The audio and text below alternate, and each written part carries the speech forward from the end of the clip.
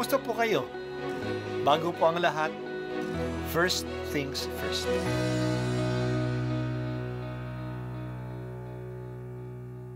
Good morning po.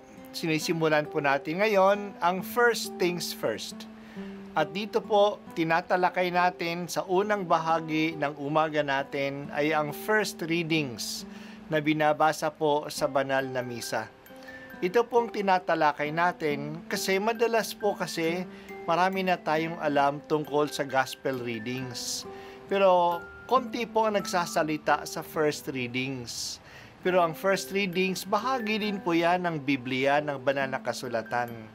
Kaya susubaybayan po natin ang mga first readings, basahin po natin at kuminsan kailangan ng basahin ng 2 o 3 beses bago maintindihan kasi hindi po tayo familiar sa mga istorya at sa mga kaisipan na tinatalakay dito. Ang pagbasa mula sa mga gawa ng mga apostol. Noong mga araw na iyon, inggit na inggit ang pinakapunong saserdote at ang mga kasamahan niya na kaanib na sekta ng mga Saduseyo, kaya't kumilos sila. Dinakip nila ang mga apostol at ibinilanggo.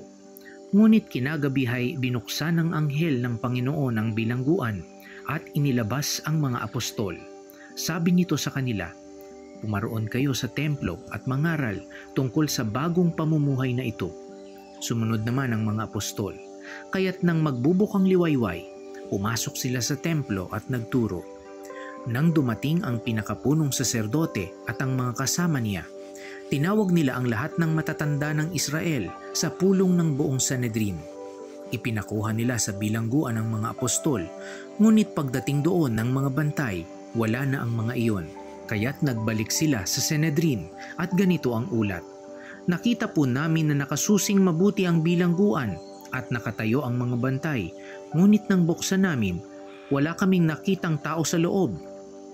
Nabahala ang mga punong saserdote at ang kapitan ng mga bantay sa templo nang marinig ito at di nila maubos maisip kung ano ang nangyari sa mga apostol. Ngunit may dumating at nagbalita sa kanila, "Ang mga lalaking ikinulong ninyo ay naroon sa templo't nagtuturo sa mga tao."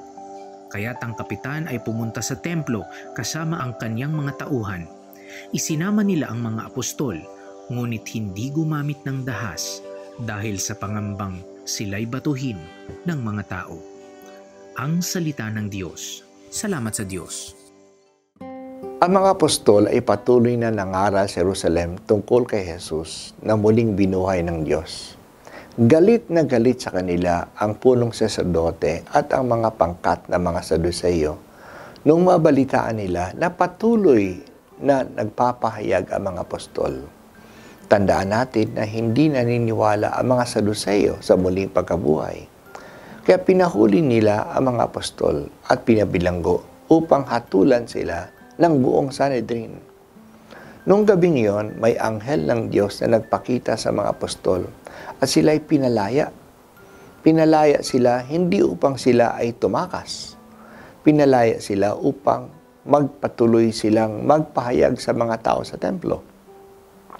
Kinaumagahan, nung nabuo na ang Sanedrin, pinatawag na nila ang mga apostol sa bilangguan.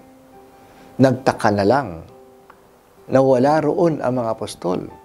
Pero nakatarangka naman ang bilangguan at nandun naman nakabantay ang mga tanod. May taong dumating at ibinalita sa kanila na ang mga hinahanap nila ay nandoon sa templo, nagpapahayag sa mga tao. Nagpadala sila ng mga kawal na kaunin ang mga apostol na walang pwersa kasi natatakot sila sa mga tao na naniniwala sa mga alagad ni Jesus. Ayaw nilang galitin ang mga tao. Maliwanag sa pangyayaring ito na tinutulungan ng langit ang mga apostol. Hindi sila pinababayaan. May mga anghel na gumagabay sa kanila. Ang tulong sa kanila ay hindi lang upang iligtas sila at magtago. Sila'y tinutulungan ng langit upang maipagpatuloy nila ang kanilang misyon. Mahalaga na malaman ng mas marami ang tungkol sa bagong buhay na ito. Siguradong ang tulong ng mga anghel ay nagpalakas ng loob ng mga apostol. Ito sana ay naging tanda na sa mga kawal at sa Sanhedrin na iba na ang kinalalaban nila, ang kinakalaban nila. Hindi na nila ma-explain paano nakatakas ang mga apostol. Isang himala ito, pero ganon katigas ang kanilang ulo na patuloy pa silang kumokontra sa bagong kilusang ito. Wala namang itong hinihingi sa kanila, kundi magsisi sa kanilang pagkakamali na pinapatay si Jesus at ngayon ay tanggapin na siya.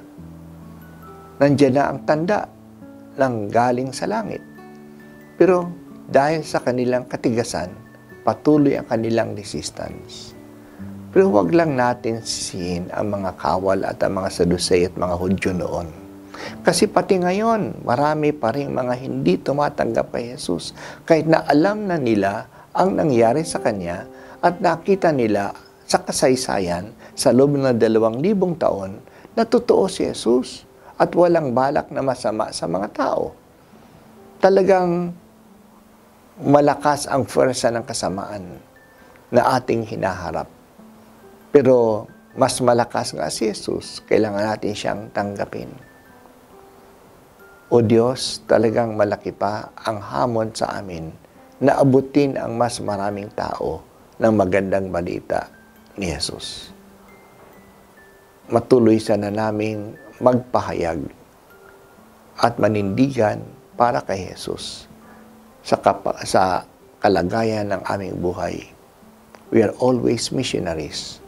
Wag po sana kaming manahimik at huwag titigil sa pagpapahayag tungkol sa Kanya.